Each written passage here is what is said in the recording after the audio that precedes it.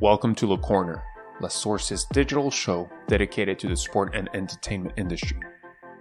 Every 2 weeks, we invite a professional to share their experience, background, and challenges. The sport industry moves fast, and having their insights is the best way to keep up to speed. Welcome to LeCorner.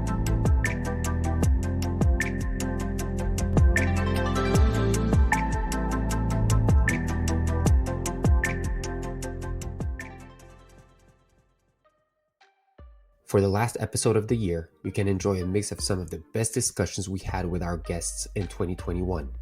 We covered a wide range of topics from innovation to digital strategy, content creation, entrepreneurial journeys, and much more.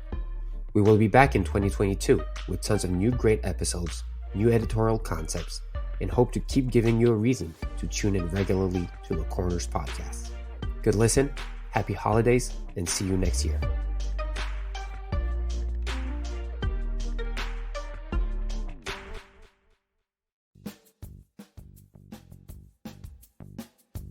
Today, a very special day for me. Very happy to welcome me here, Valcar, CEO of LiveLike, colleague of mine over the last 10 years and friend now. Thank you for having me. I suppose I'm not that good of a friend if it took the 7th episode for me to come on here. We were just building up the profile, and now that we've met our standard, we're happy to have you here. My name's Kevin Hall. I currently work for a sponsorship consultancy called The Value Exchange, but my career has generally been in media and sports sponsorship. My name is Bastien Lachny. I've been working in the sport industry for almost 16 years now. 4 years ago, I joined the EME office of the NBA, so here in London. For those that don't know me who are listening to the podcast today, so my name is Ross Tanner. I'm the new business and sales director for Pixelot. Welcome everyone to our new episode of LeCorner International. Today is our pleasure to welcome Michael and Eric. You're working for one company that we are helping and partnering with, Slate.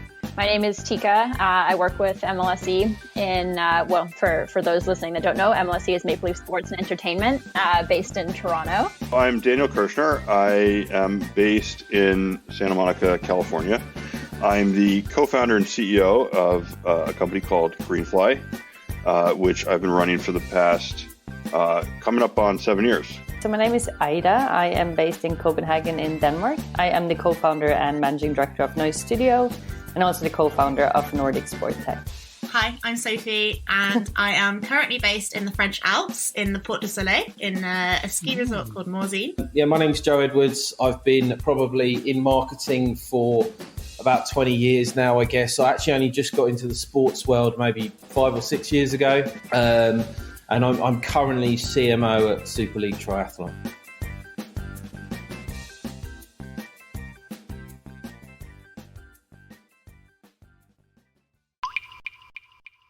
How many teams, leagues, and properties are publicly traded or have greater levels of accountability, right? Yeah. I think you can count on maybe 2 hands the number of organizations that have public ownership. And I think that's a really interesting data point to look at, because in many cases, as you know, when you start going down the path of selling into that audience of teams, leagues, and properties, with very little public accountability, right? You get employees that their legacy, they don't think innovatively, they're not being pushed necessarily by real shareholders, right? They're being propped up by operating losses that are then made up through these massive media, rev shares, right? And so it just became okay. Like, tell me another industry where it's okay to lose $10 or $20 million on an annual basis and continue to get promoted and even have a job, right? Yeah. That fundamentally has been a lot of teams, leagues, and properties. Not so much on the property side, but certainly at the team level. Teams are not necessarily profitable operationally.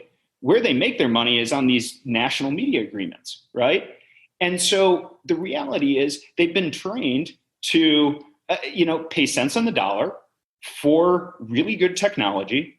They've been trained to have these enormous sales cycles that are absolutely, they kill anybody in the startup space, right? And what are you chasing? Like you're chasing, again, something that doesn't scale. What I think in general, and we tell this to clients across business, and definitely it'd be something Nike would point to and say has had a huge deal to do with their success, is this sort of direct to consumer, direct relationship building. One of the metrics that I'll talk about with sports organizations come in, we have 5 million, we have 20 million fans, 100 million fans around the globe. And okay, so what's the average revenue per fan? And, for 70 million of them, they may invest a lot of time, but they don't actually buy. They're watching, they're following on Twitter, their favorite players, all this stuff. But that energy isn't getting turned into a relationship that you can build on over time through a membership model, through something that's very data driven. And that part, to me, you've got to get out of this place where where you've essentially rented your consumer relationships for a really high price tag. It's great, but if they're watching on ESPN or Sky and you don't know who that person is, and they may be watching for 500 hours a year, you're not actually directly connected to them. And I think especially when you look at a younger fan base that's coming, that in many cases may not necessarily be watching sport in the same ways or same volume as they were before. How do you build those kind of models? But the other piece that I think is going to be increasingly important that I don't think people are talking about enough, we hear people talk about the trend of more fans follow athletes than clubs. I think you're going to have to find new ways to work with players and teams.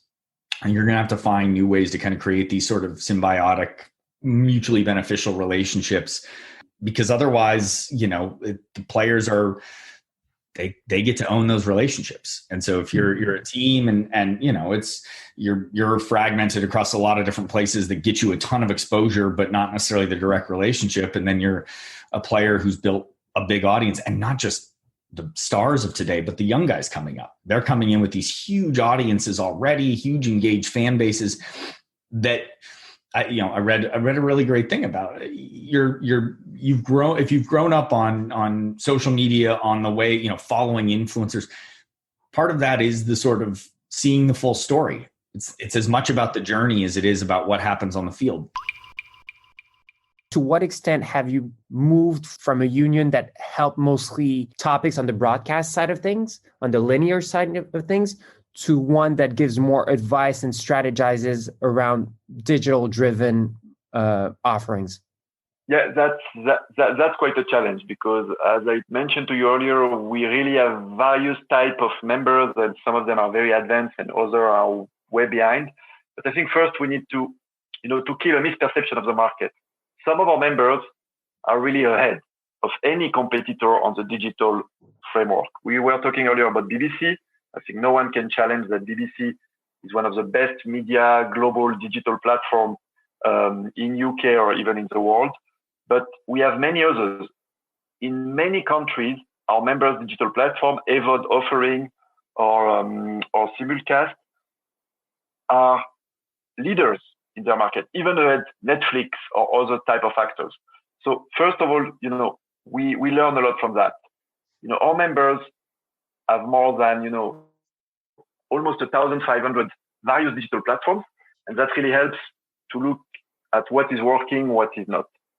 Then from there, we really need, to leverage, okay, what is our best chance to build the strongest possible communities, and what is our core DNA? So again, the DNA of the EBU, and this is what we guarantee to all of our partners from the beginning, is giving to our partners the biggest possible reach of free viewing.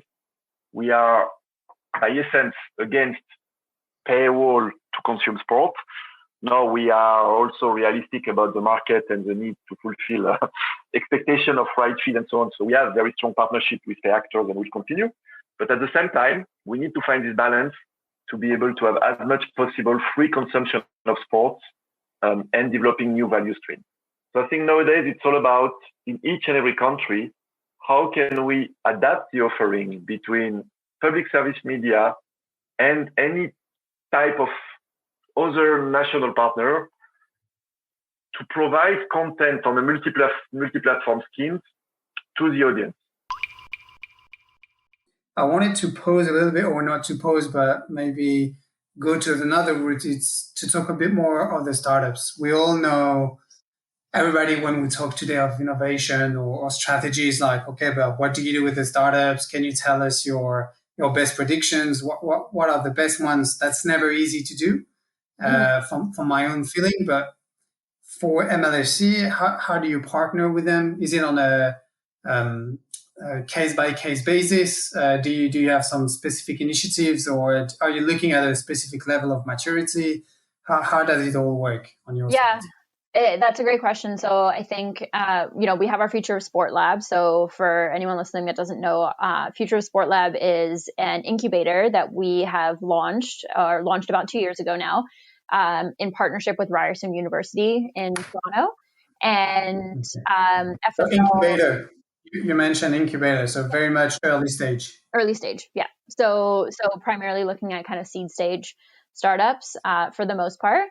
And we've had 2 cohorts come through FSL now. So a total of 11 startups, I think, have come through. And what we really kind of were envisioning with that, and I think where we really hope to continue to take that is there's a ton of innovation happening in sport right now. And there are so many companies out there to work with. And we as MLSE want to be able to, I mentioned our buy versus build mentality. We as MLSE want to be working with the best in the business at innovating and building new technologies. And we as an organization know that we're not going to be able to build everything. Like, that's just not feasible. Like, at a certain point, you have to focus on your strengths. And so where we can, leverage the strengths of another organization, a startup, or, another company to help us on our journey, and help us kind of, move towards our vision, we're going to do that. And so what we had then start with FSL is a really unique opportunity for startups to come in and use MLSE as a testing ground for their products and services. So access to a hugely enthusiastic fan base for fan engagement, or access to, performance data on the sport performance side. And so a really unique opportunity to partner, for us to learn from them and to get access to the best in the business at new products, new services, and for them to be able to hone their products, their product market fit and all that sort of stuff to help them to grow their startup as well. On your time at UEFA, something like the UEFA Innovation Hub as well, there's always working closely under Event SA, where you have both marketing and operations. You always have this kind of, the marketing guys that wants to implement, or that working closely with the broadcast partners, with the sponsors, doing the different kind of activations. And then you have the operation sides that deliver the events. Make that happen with com-ops, like commercial operations. What's your take on that in terms of aligning both marketing and operations within such a big organization, or within any kind of sports organization? I think that to me is the secret sauce to a successful project or a successful company, because the marketing guys have an intuition to innovate and to see what is the next big thing out there. What's how can they work in cycles? So they come up with a plan, a promotional marketing strategy, whatnot, and it has fresh look, fresh feel, whatever degree that their new plan has based on what the previous one was. There's this almost instinct that if you are somebody who is paid to come up with good ideas and to come up with trying new things and not rely on the status quo, and then you have on the other side of the fence the operation guys that prefer to keep things, let's keep things as we know it. They like the security of doing things that they do know, because they know by implementing it in the past, they will most likely succeed at implementing it in the future. So there's a natural divide at the start of any cycle or any project where marketing guys are trying to innovate and operational guys are trying to keep it where it's implementable. And I think if marketing and operations, if the marketing staff is a bit taking into account what is the operational process to implement their ideas, and the operational staff can also take marketing's instinct to innovate and to also question how they do their processes. I think that's, if that marriage happens, that is absolutely a huge step to making any project successful. Sports has always been a passion. I grew up playing sports, competing myself. I watch sports all the time. And, I did take a particular interest into the business of sports. So even back in 2006 and 2007, I would spend time on trading, on NBA and NFL trades. I would try to learn more about the, trade negotiations, collective bargaining agreements of the NBA. So there was always an interest, but I don't think I ever really thought about wanting to work in sports per se. The only opportunity that I got when I was in banking was there was a real estate developer that was trying to get financing to build out a Formula One racetrack in New York, New Jersey. And that probably was the one project that I was the most excited about. And even my colleagues all around me knew how much of a sports fan I was, and especially Formula One. Schumacher was retiring, not retiring, while I was in banking. And so they staffed me on that project. So that was probably my first foray into the business of sports, project financing, etc. But after that, I think I specifically got into sports because one of my, banking friends and we've stayed friends since then, Charles Laurenso, had invested in UFoot. He was the co-founder and early investor, largest investor in the company called UFoot. And so when I was leaving banking and I was visiting him in London in 2012 during the Olympics, he started basically talking to me about UFoot and suggested, why don't I think about coming on and helping with the global expansion? So that's really how I got into sports. What do you think is going to be key in the 5 next years in the sports industry? Where do you see a shift potentially, and what do you think is going to be fundamentally different in the upcoming 5 years? So I guess if I try and say that at a sort of micro and macro level, from a micro perspective, we've talked about it a lot. There's going to be new data, new ways of collecting data. There's going to be new product opportunities off the back of that, new stories. I guess on a macro level, again, we've touched on it, the rights holders and the influence that a rights holder can affect, that proactivity in this category of sports data. I think, for 20 years now, there's been many and various different rights strategies or strategies by rights holders and sporting federations in terms of how to engage with the opportunity that sports data provides. Sometimes it's been explicitly commercial, sometimes being more on a production level or an integrity level. So I think the growing, I'm not going to say necessarily the growing influence of sporting federations, but the growing interest, it's there now, it's been peaked, but I don't think necessarily, certainly across many sports, that there's a real maturity to how that engagement is between commercial enterprise and rights holder. There's some legal challenges along the way for everyone.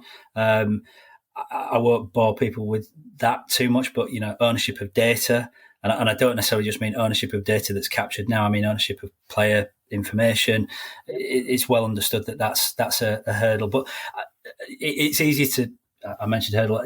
Barriers that might get in the way to make people's lives difficult in the near term, they will be resolved. Those hurdles will be, people will get over them, and I do think that, as I said, that will be a big part of the next few years, actually, as this whole space matures even more.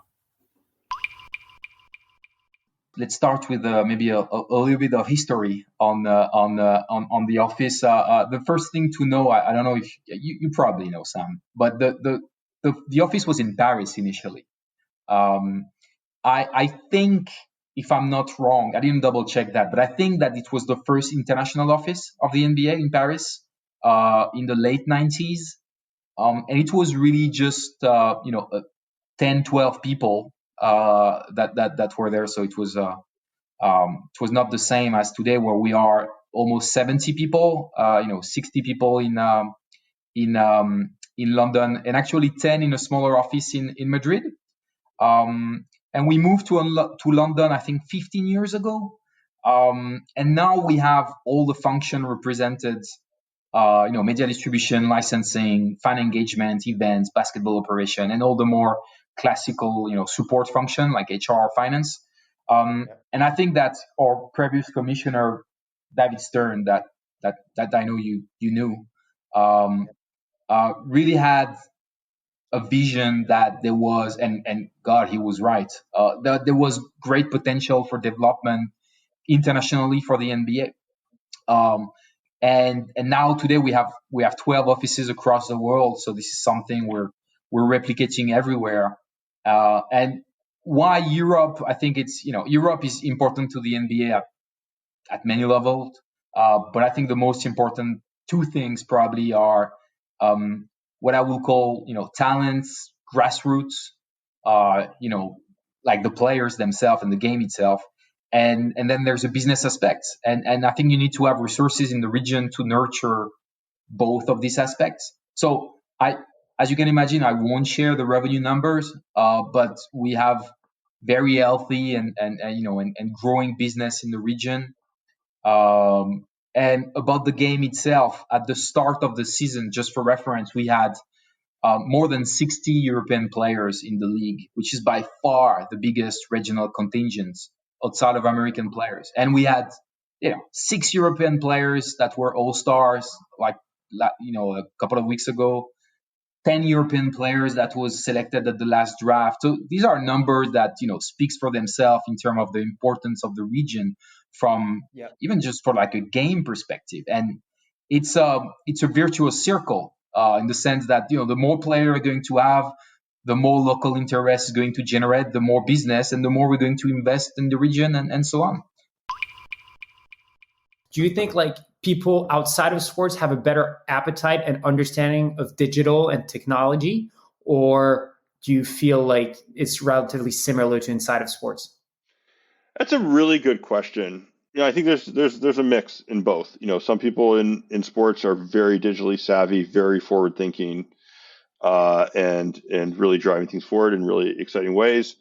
And certainly outside of sports, when it comes to brands and things like that, you see that as well. And then you see people who are, not as creative, not as digitally focused, are trying to hold on to old ways of doing things and unwilling to shake it up. And I think you see that, across all industries. So it's hard for me to generalize.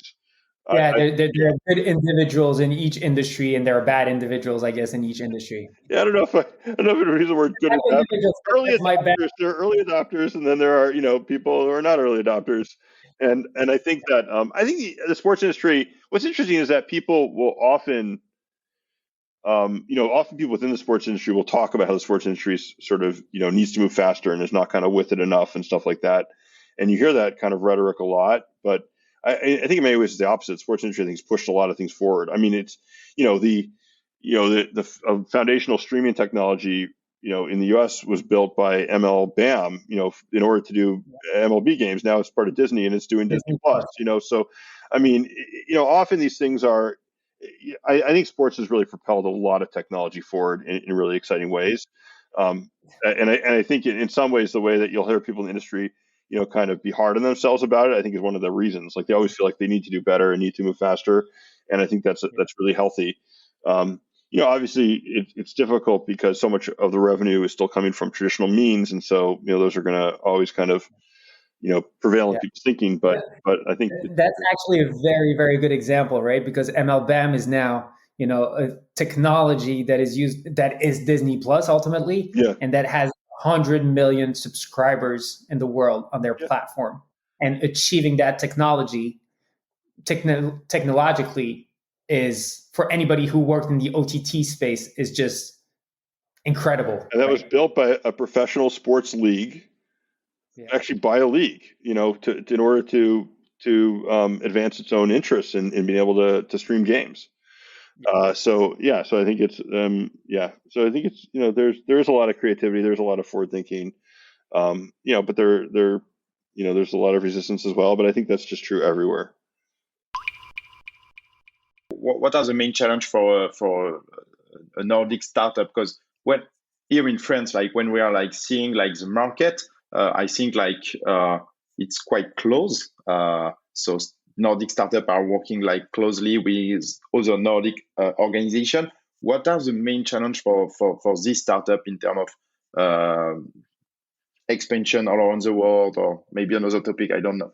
Yeah, I think we're like super jealous of you guys in France. We feel you have everything as sport tech. You're like one of the biggest sport tech like countries in Europe. We have a good ecosystem, I guess. Yeah, I'm pretty sure about that. But it's always like how to learn more about like other ecosystem in another country with another culture.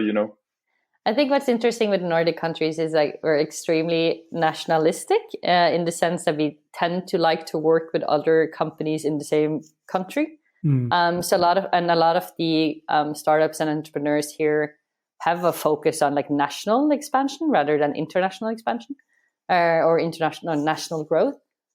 So that's one challenge. Like, how do we get people to think more like internationally? And in the Nordic countries, there's not as many investors, VCs, and funding opportunities. It's a more of like a risk-averse society, so we don't see a lot of like individuals investing in startups. So it's very hard compared to like the California scene or London scene or Spanish or French. It's very hard to get investments, and if you do, you get very little investments, and they often want to see a lot of like upfront coding before they get investment. So it's hard to grow. It's hard to get people to help you to grow. It's a very slow tech scene. What is the impact of brands on sports organizations, and to which extent that matters today? I think they've had a huge impact, and it matters hugely, is the short answer. Do you have a lot of technological or big platforms, brands coming and say, we have these products, or we have these KPIs in terms of data, how can we use sports properties to achieve those, or not? Not personally, not over the clients that we've been dealing with over the last few months, I'd say. But I know it, sort of going back to the original question, I think brands have forced rights owners to move quicker and develop things in data that they probably wouldn't have done unless they'd been under pressure to get those deals done. And COVID has only accelerated that, because fan data and fans not being in the stadium has meant they've had to rely on other streams of revenue. I think it's also the challenge for rights owners is is investing the right amount of money and resource into data, because someone like a UEFA or the bigger football clubs have those resources, whereas smaller ones don't necessarily have it and understand it well enough. So that's the key thing, I think, for me. So certainly at UEFA, they had a sort of data strategy, and it was crucial in terms of delivering partners such as Booking.com and Expedia and these which were just centered on data, and wouldn't have been done if there wasn't a data proper data. Yeah. Okay. I was about to ask you, do you have concrete examples? No, of course. I think Booking is one of the best examples. Without going into anything too confidential, their importance to UEFA was around travel and accommodation. And clearly around the Euros, you have millions of people trying to access tickets. So not just the actual ticket buyers, but millions who are trying to access it. And that presents a huge opportunity for Booking to target them with hotel and travel solutions. So it's a perfect way for them to target those fans. For us in content creation is we are moving more into the cloud. All of our media is stored in the cloud, which if you asked me 2 years ago, I would say, I don't want to do that. It would be very difficult to access.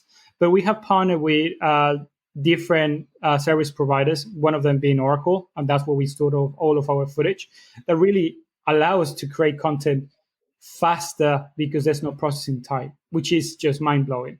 But also to hold large amount of data that we don't have to put somewhere physically. And I think also that something that is incredible for us on the content creation is we normally have around 10 people on the ground filming content for us. That content then gets sent to our team in London, and all of the features that you see on the broadcast and on digital were sent over the internet and created either on the same day or the next day, ready for broadcast. So you have a full remote workflow. You have 10 people on site sending the video across to your London IBC, and then from there you redistribute, put the graphics, and deliver the content to all your partners. We get all the raw and we edit all of that. And by getting the raw, that means that you need still time to edit, right? So it's not just the fact that we can get a file sent to us. Is we getting raw media sent to us at a very, very quick speed. And then that still allows to our creative team to sit down and say, what is the best story? How do we tell the story? And then output that to the world.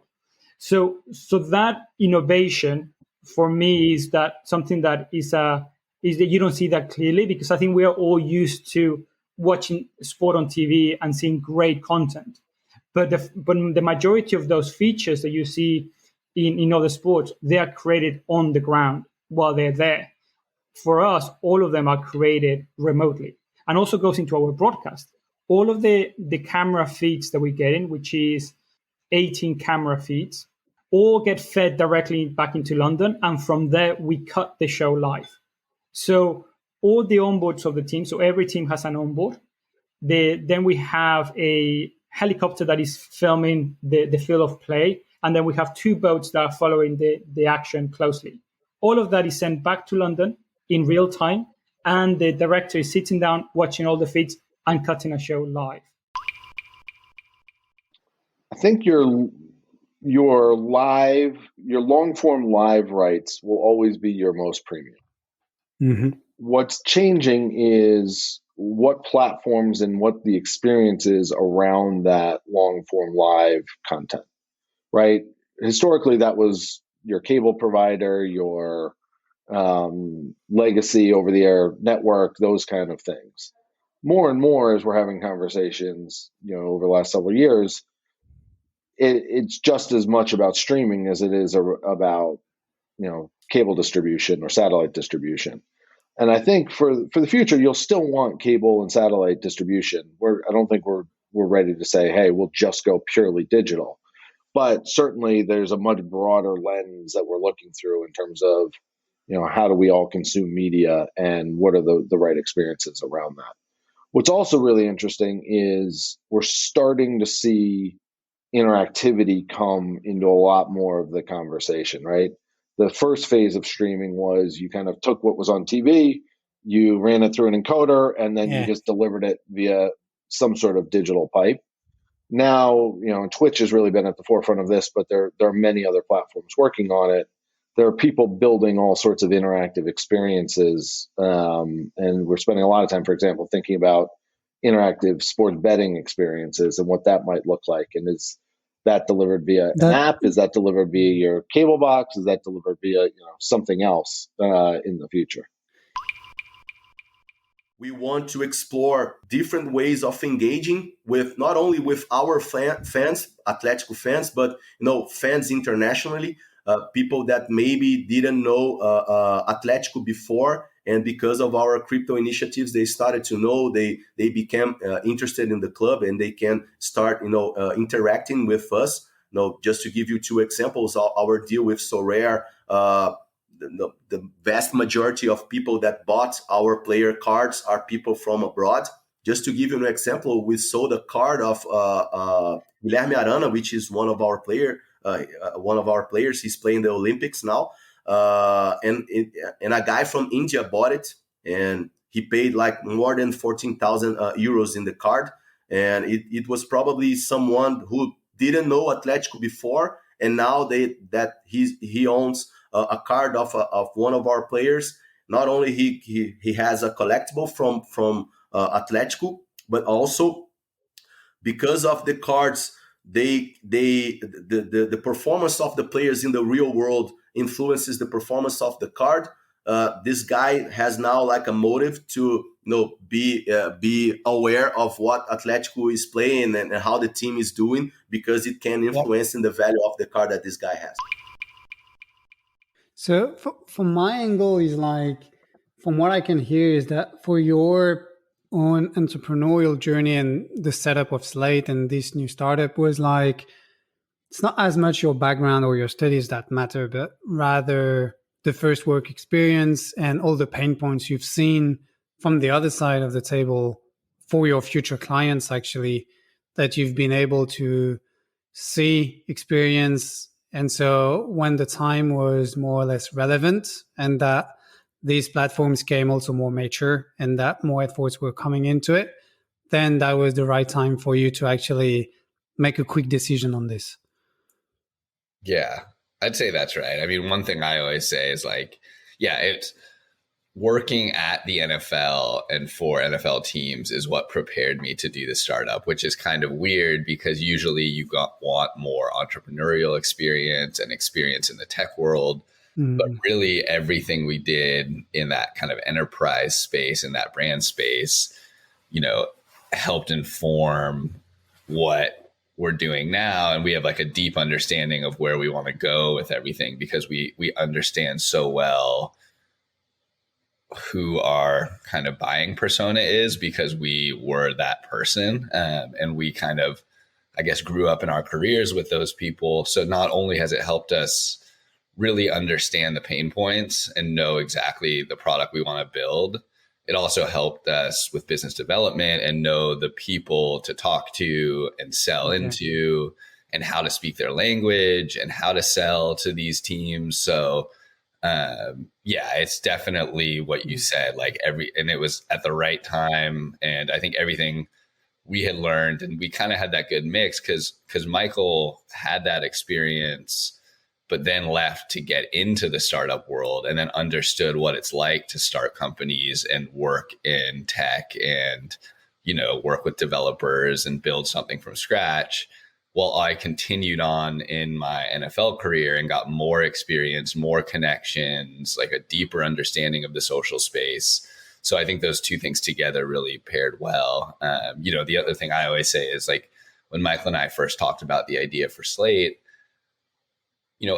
if I had had that idea without speaking to Michael about it, I would have never actually created it.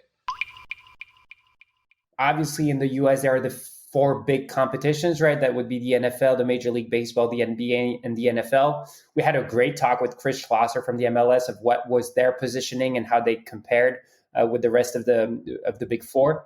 What is the positioning of NASCAR? How do you live alongside those big competitions? It's obviously a much more different sport than soccer would be to all those other ones. But we'd love to understand a little bit what's your angle to capture huge communities and stay relevant to all the younger and older audiences. Yeah, it's a great question. There's a couple of things that I would say. One, I think I guess the league structure in the U.S. I suppose in some ways, maybe many ways, we're quote unquote competitors to one another, but we all have a really good relationship. I've known Chris Schlosser for years, and we talk fairly regularly, and I think that's the case with other league counterparts. So I think there's some some degree of competitiveness, but I also think that sports fans are sports fans. And I think it's rare that sports fans pick one sport to follow and that's it, right? I think there generally a lot of crossover. There may be one that they prefer or one that's their favorite, but typically what we found through our research is that there are sports fans in the US that are following multiple leagues. So, our audience is incredibly loyal and incredibly passionate. I think the balance that we spend a lot of time focusing on is, you've got this loyal generational fan base that will stick with you through thick and thin. And I think we feel like we have a responsibility to manage the sport in such a way that you are still delivering on the things that are expected by that loyal fan base that's been with you from day one, while also making some changes periodically to freshen things up for new fans, because you can't pick one over the other, right? You don't want all core fans, but you also don't want all new fans. You gotta figure out where the balance is, and I think we spend probably more time than most things on that topic in particular.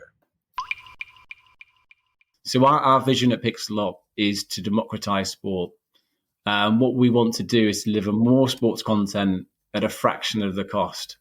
So we know, or I know certainly here in the UK, and it's probably replicated all across the world, is that Sky Sports, the Premier League host broadcaster here, and BT Sport, the incumbent UEFA Champions League rights holder, they spend millions of pounds on producing high-end multi-camera production. We're not in that market or in that space. Pixel are very much looking at tier 2, 3, 4, 5, all the way down to grassroots sports. We want to basically unearth games that have potentially not been produced before and give the opportunity for them to have live production that they may have not have had before. So we, just in terms of some quick numbers for you, Sam. So we think from our research, there's a huge underserved market. So we think there's probably around 200 million events currently not broadcasted across the world. This is sports events of various sizes. That's, we think, around 132 million in soccer and basketball alone. So we think that if we get the pricing right in comparison to the ROI from these events, then we think there's a huge opportunity, and there is. We've got 18,000 systems, Pixel cameras in the market currently. We've produced over 1 million live games to date. We produce around 190,000 monthly live hours. So it's already a huge business, and it's only been going since 2014. We spent probably the best part of a couple of years developing the AI which goes into the cameras, and then we really went to market there afterwards to provide these tools. And that's interesting, right? Because, for example, you have a partnership with Barcelona, so you also look at very tier 1 organizations in the club sector, but it can also be used for your Division 8 organization. Or is there a price point where, like that an 8th division club couldn't actually afford Pixel? Yeah, so it's a good question, Sam. So we have tools that suit different sectors and customers. So you're absolutely right. We have Barcelona Football Club as one of our key customers.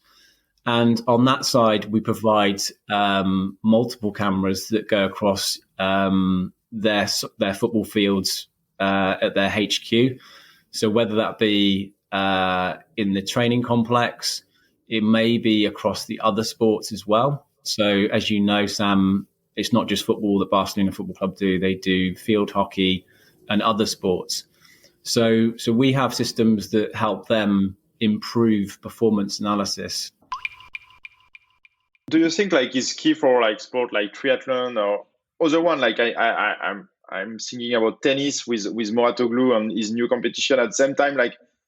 For you, it's key for a sport to change a little bit the rules and the way that they are entertaining fans to be sure that they are attracting a younger audience. Yeah. I mean, I don't even think it's attracting a younger audience. I think it's just attracting an audience. Yeah, already. Yeah. I think for us, there's this mixture of one thing that's been very important for me is mixing sport and culture together. And other people might call culture entertainment or whatever, and you see it in the drive to survive, and that in itself of trying to engage a different audience in a different way around the sport, it's been good for Formula One, but it's also created its own challenges as well. because now they've got people that are kind of interested in the people, but not necessarily in the racing. And it's like, how are you going to join those two things together? Mm-hmm. So that's a great challenge to have, right? I think it's a great challenge to have, and I couldn't applaud Formula One more for kind of the approach that they've taken with it. I do definitely think that people in general want to know about people. Like the race is one part, one aspect of it, but most people kind of want some more depth to just what's in front of them, and I think that's an important part that sport needs to play.